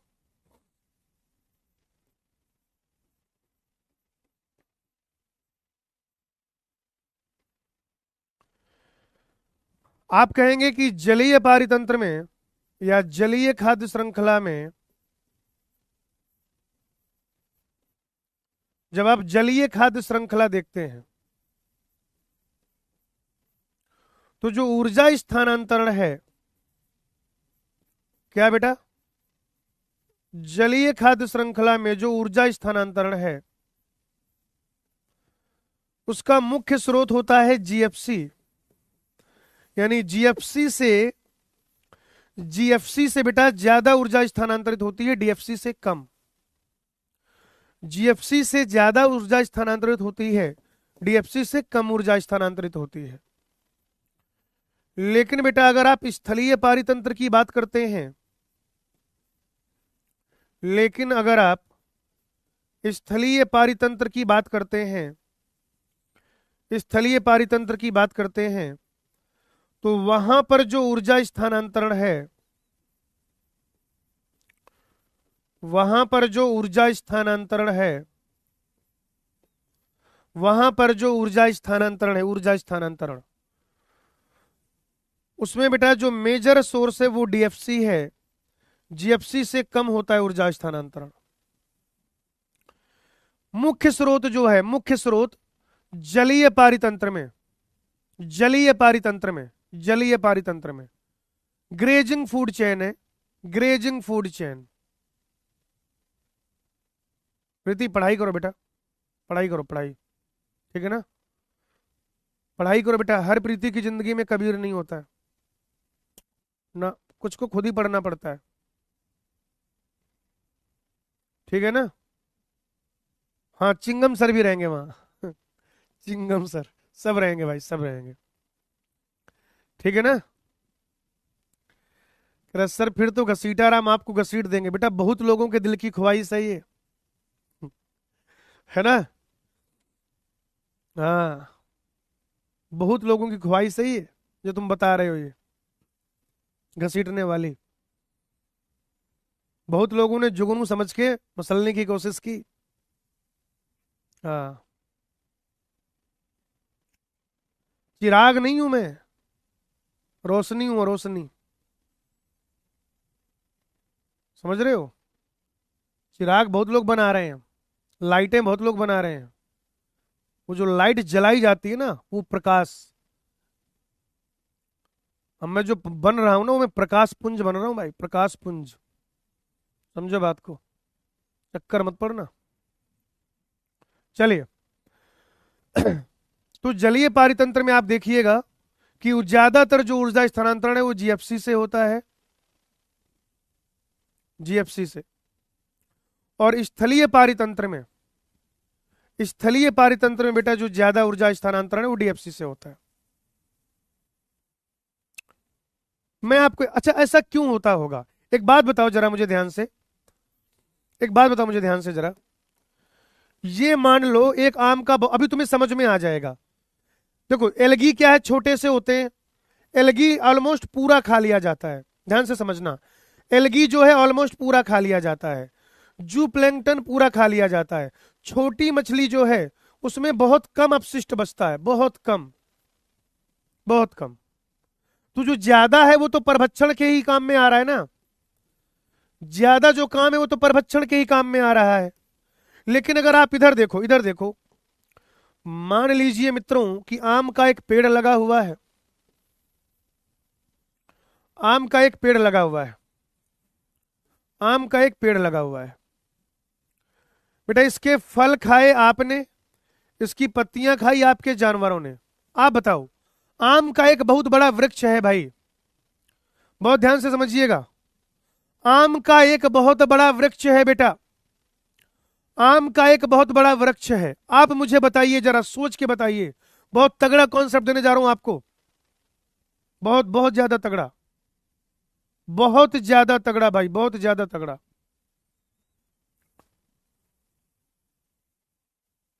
आम में ज्यादातर, एक आम का पौधा है, उसका ज्यादातर काम वो परभक्षण के काम में आता है या अपशिष्ट में?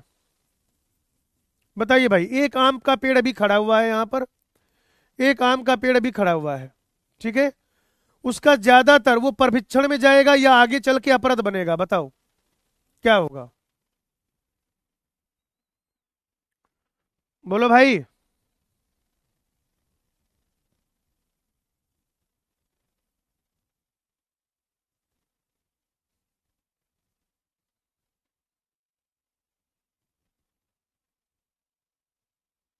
अपशिष्ट बनेगा, अपशिष्ट बनेगा भाई। क्या बनेगा? अपशिष्ट, अपशिष्ट बनेगा बेटा, अपशिष्ट बनेगा। समझ पा रहे हो आप? क्या बनेगा? अपशिष्ट। क्यों? क्यों? क्योंकि आम से आप क्या कर रहे हो? बस आम का फल खा पा रहे हो मैक्सिमम, आम का फल। आम की जड़ पूरी की पूरी क्या बनेगी? अपशिष्ट। आम का तना, अगर किसी को उसकी छाल चाहिए तब तो ठीक है, नहीं तना पूरा का पूरा क्या बनेगा? अपशिष्ट। ज्यादातर पत्तियां क्या बनेंगी? अपशिष्ट। ज्यादातर पत्तियां क्या बनेंगी? अपशिष्ट। तो अब आप खुद सोचो कि ज्यादातर खाने के काम में आ रहा है या ज्यादातर जो है बेटा अपशिष्ट बन रहा है? जो ज्यादातर भाग है वो खाने के काम में आ रहा है या फिर अपशिष्ट बन रहा है उससे? तो ज्यादातर बेटा अपशिष्ट बन रहा है। हाँ, लकड़ी वकड़ी जो है, तुम लकड़ी खाते हो क्या आम की? आम की लकड़ी खाते हो क्या तुम? बोलो। नहीं, इसलिए ऐसा होता है भाई। चलिए, तो मैं आपको ये बता रहे थे, ठीक है ना। मैं बेटा आपको क्या बता रहे थे? मैं आपको ये बता रहे थे कि जो स्थलीय पारितंत्र उसमें जो ऊर्जा स्थानांतरण है डीएफसी से ज्यादा होता है। मैंने आपको रीजन समझाया। एलगी, एलगी ऑलमोस्ट पूरी खाली जाती है। एलगी जो है, एलगी, एलगी जो है ऑलमोस्ट पूरी खाली जाती है बेटा, पूरी। तो वहां पर क्या है? वो परभक्षण जो है ज्यादा बड़ा स्रोत है। ये लिख लो, ये लिख लो भाई, लिखो इसको फटाफट से, लिखो भाई इसको फटाफट से लिखो।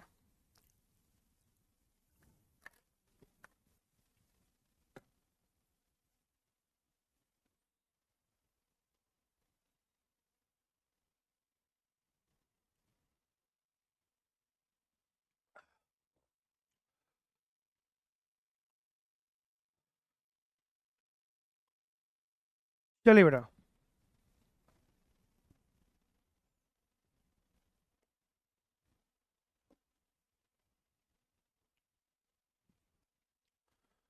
अब बेटा मैं आपको पढ़ाऊंगा 10% ऊर्जा स्थानांतरण नियम।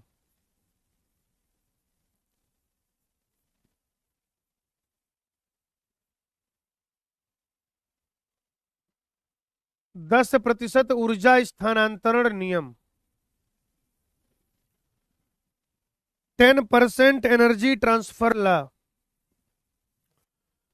10% एनर्जी ट्रांसफर ला। लिंडमैन नाम का एक वैज्ञानिक हुआ, उस लिंडमैन नाम के वैज्ञानिक ने यह बताया। क्या कह रहा था लिंडमैन? लिंडमैन कह रहा था, और जब पता है लिंडमैन 41 साल में मर गया था। लिंडमैन जो है ना, लिंडमैन 41 साल में मर गया था भाई, वो 41 साल में। और 41 साल में मरने से पहले इतना काम कर गया भाई। समझो बात को। जिंदगी लंबी नहीं, शानदार होनी चाहिए, बरखुरदार। चलो, मैं आपको ये बता रहा था, मैं क्या बेसिकली लिंडमैन ने बताया कि एक पोषण स्तर से, एक पोषण स्तर से अगले पोषण स्तर में, अगले पोषण स्तर में, एक पोषण स्तर से अगले पोषण स्तर में 10% ऊर्जा का स्थानांतरण होता है। 10% ऊर्जा का स्थानांतरण होता है, केवल मात्र। यानी कि मान लीजिए आपके पास इस तरीके से है T1 T2, फिर आप ऐसे देखो T1 T2 T3, फिर आप एक और बना लो T1 T2 T3 T4, फिर आप एक और बना लो T1 T2 T3 T4 T5। चलो भाई, अब अगर T1 के पास, इधर देखो 1000 जूल से शुरू करते हैं। अगर T1 के पास 1000 जूल है तो T2 के पास कितना जाएगा? 100 जूल। सही बात है। यानी कि अगर T1 के पास 1000 जूल है तो T2 के पास 100 जूल जाएगा, तो T3 के पास तो 10 जूल ही जाएगा। यानी कि अगर T1 के पास 1000 जूल है तो T2 के पास 100 जूल जाएगा, तो T3 के पास बेटा 10 जूल जाएगा, तो T4 के पास 1 जूल जाएगा। यानी कि अगर T1 के पास 1000 जूल है, T2 के पास 100 जूल है, T3 के पास 10 जूल है, T4 के पास 1 जूल है, और T5 के पास 0.1 जूल है। पहुंचेगा? इतना ही पहुंचेगा। तो बच्चों मुझे आप एक बात बताओ, आप बताओ मुझे, मेरी बात मत सुनो, आप बताओ कौन सी खाद्य श्रृंखला ज्यादा बढ़िया होगी? छोटी खाद्य श्रृंखला या बड़ी खाद्य श्रृंखला? बोलो भाई। छोटी खाद्य श्रृंखला ज्यादा बड़ी होगी। बकरी तो को तो पूरा खा लिया जाता है लाइन के द्वारा, नहीं खाता भाई, हड्डियां उसकी नहीं चबाता है। तुम मुर्गा खाते हो का पूरा हड्डी एकदम चबा जाते हो क्या? नहीं ना, नहीं खाया जाता है, गलत पढ़ रखा है तुमने। हड्डी बचती है उसमें। जो लोग बकरा वकरा खाते हैं, बकरे की खाल बचती है उसमें, इंटेस्टाइन इंटेस्टाइन बचता है उसका, खूर बचते हैं उसके, हड्डियां बचती हैं उसकी। उसका जो हड्डी होता है, कुछ लोग उसका बोन मैरो खाते हैं, बाकी उसके बाद हड्डियां तो बचती है ना। हाँ, हमको बता रहे हो तुम बेटा, हम भी वकील हैं। फालतू बातें करा लो भाई। चलिए, बहुत बढ़िया, बहुत बच्चे सही आंसर कर रहे हैं कि बड़ी खाद्य श्रृंखला की अपेक्षा, बड़ी खाद्य श्रृंखला की अपेक्षा, बड़ी खाद्य श्रृंखला की अपेक्षा छोटी खाद्य श्रृंखला, छोटी खाद्य श्रृंखला अधिक अच्छी होती है, अधिक अच्छी होती है। क्योंकि, लेकिन, किंतु परंतु बंधु, क्योंकि, क्योंकि छोटी खाद्य श्रृंखला में, क्योंकि छोटी खाद्य श्रृंखला में क्योंकि छोटी खाद्य श्रृंखला में अंतिम पोषण स्तर तक अंतिम पोषण स्तर तक अंतिम पोषण स्तर तक अधिक ऊर्जा पहुंचती है।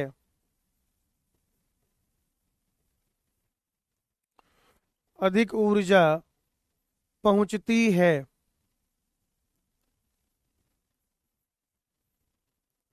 ठीक है भाई।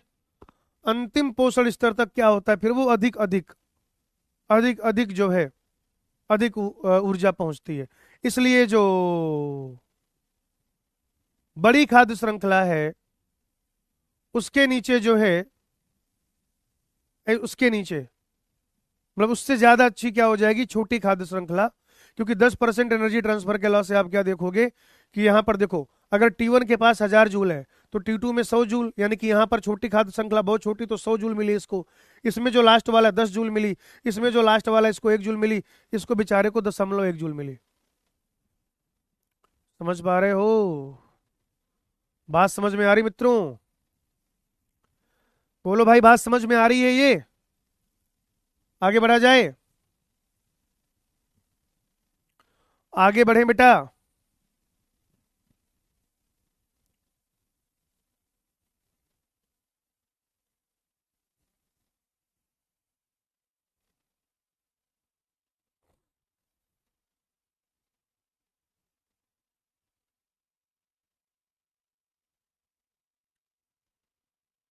ठीक।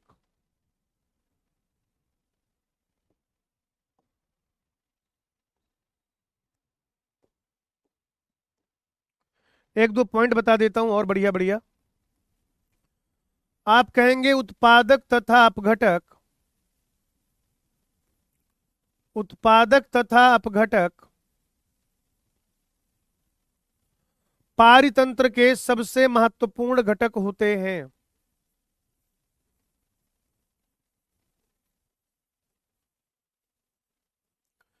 उत्पादक तथा अपघटक पारितंत्र के सबसे महत्वपूर्ण घटक होते हैं।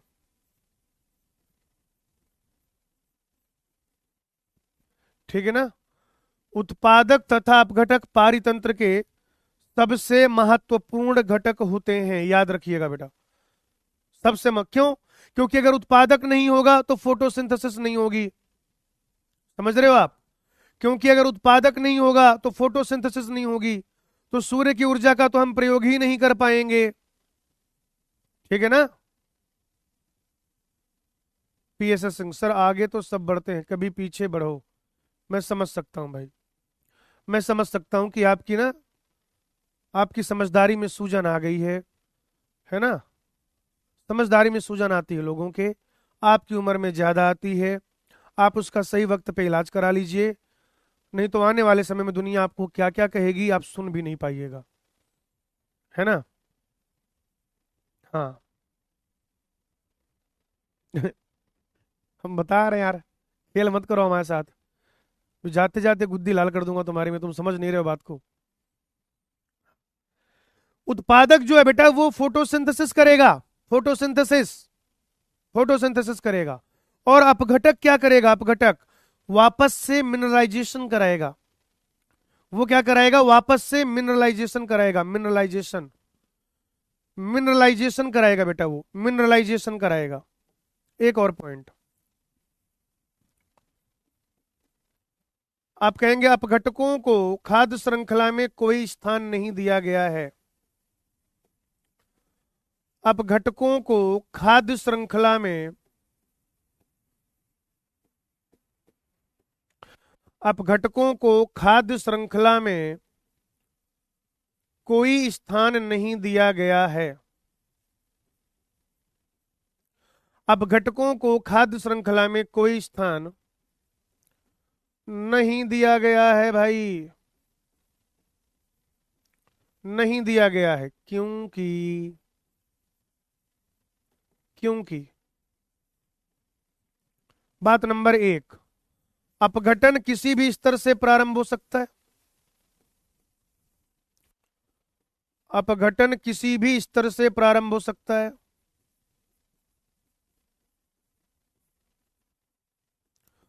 अपघटन किसी भी स्तर से प्रारंभ हो सकता है।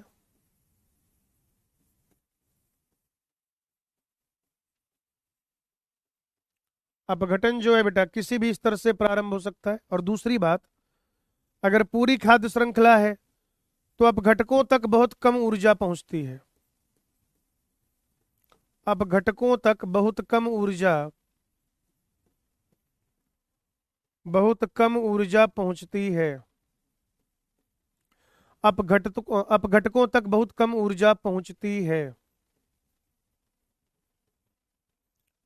अपघटकों तक बहुत कम ऊर्जा पहुंचती है। जैसे मान लीजिए कोई प्लांट है भाई, पादप है, पादप,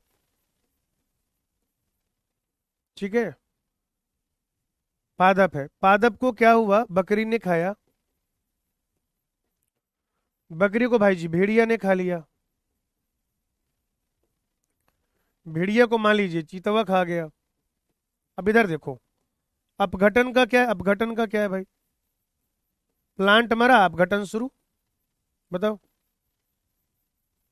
और अपघटन के बाद जो खनिज हैं वो मृदा में इकट्ठे हो जाएंगे। अपघटन के बाद जो खनिज हैं वो मृदा में इकट्ठे हो जाएंगे भाई। क्या समझा रहा हूं मैं भाई, पादप मरा, अपघटन शुरू, पादप मरा, अपघटन शुरू। खनिज जो है, खनिज, वो खनिज क्या हो गए बेटा, मृदा में गए, और मृदा से फिर क्या मिल जाएंगे, किसी प्लांट को मिल जाएंगे। मृदा से तो किसी न किसी प्लांट को ही मिलेंगे। बेटा जी बकरी मरी, बकरी, बकरी मरी, अपघटन शुरू, खनिज मृदा में, मृदा से किसी प्लांट में, फिर फूड चेन। भेड़िया मरा, अपघटन हुआ, खनिज मुक्त हुए मृदा में, और फिर ऐसे चीता मरा, अपघटन हुआ, खनिज मुक्त हुए मृदा में, और फिर वो पादप में। तो एक तो जो अपघटन है वो कहीं से भी प्रारंभ हो सकता है, और दूसरा अगर पूरी फूड चेन है तो फिर अपघटकों तक बहुत कम ऊर्जा पहुंचेगी। बहुत कम ऊर्जा, बहुत कम ऊर्जा भाई, बहुत कम ऊर्जा। तो उसकी वजह से जो है, उसकी वजह से क्या होता है, इनको कोई स्थान नहीं दिया गया है। इसको लिखिए बेटा, आज इतना ही रखते हैं हम लोग, ठीक है ना। आज हम लोग बेटा इतना ही रखते हैं।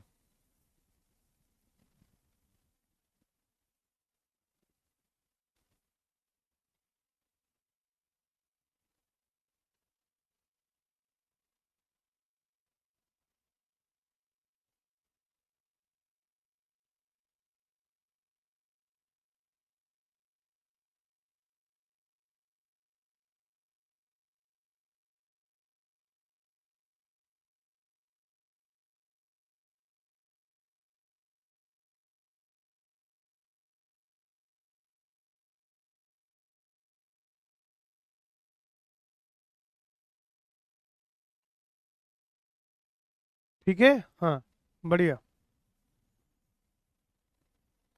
बेटा आप क्या करिए, एक्सरसाइज, एक्सरसाइज 2 को कंप्लीट कर लीजिए, एक्सरसाइज 3 को कंप्लीट कर लीजिए। कल बच्चों ये चैप्टर पूरा हो जाएगा, और जो ऊतक संवर्धन है, टिश्यू कल्चर, जो जूलॉजी का थोड़ा सा बायोटेक वाले दूसरे चैप्टर का पार्ट है, वो भी जो है मैं आपको कल पढ़ाऊंगा। चलो तुम लोग साल भर करते रहे, कहते रहे मैंने कभी शायरी नहीं सुना, याद सुना देता हूँ। तुम भी क्या याद करोगे कि मास साहब हमारे कितने दरिया दिल है ना। तो जीवन में आगे बढ़ना होता है भाई, शायरी वायरी सब सुना देते हैं, कोई दिक्कत की बात नहीं है। शायरी ऐसी है कि कुछ राह कभी मालूम नहीं होती, कुछ राह कभी मालूम नहीं होती, अंजाम कभी मालूम नहीं होते। कुछ राहें कभी भी मालूम नहीं होती, कुछ अंजाम कभी मालूम नहीं होते। और किस किस की दुआ से बेहतर बने हैं हम। किस किस की क्या है कि कुछ राहें कभी मालूम नहीं होती, अंजाम कभी मालूम नहीं होते। किस किस की दुआ से बेहतर बना हूं मैं, वो नाम कभी मालूम नहीं होते। बहुत लोगों का सहयोग होता है जब कोई इंसान आगे बढ़ता है। तो हंसते रहिए, मुस्कुराते रहिए, पढ़ते रहिए, लिखते रहिए, लेक्चर रिवाइज करते रहिए, डीपीपी सॉल्व करते रहिए, एनसीईआरटी रीडिंग करते रहिए। आपका ध्यान अपने लक्ष्य पर बनाए रखिए, खुद पर यकीन रखिए, और हमेशा ध्यान रखिए, जब तक फोड़ेंगे नहीं तब तक छोड़ेंगे नहीं। आज की कथा यहीं तक, आगे I will take it on next class. Thank you, धन्यवाद।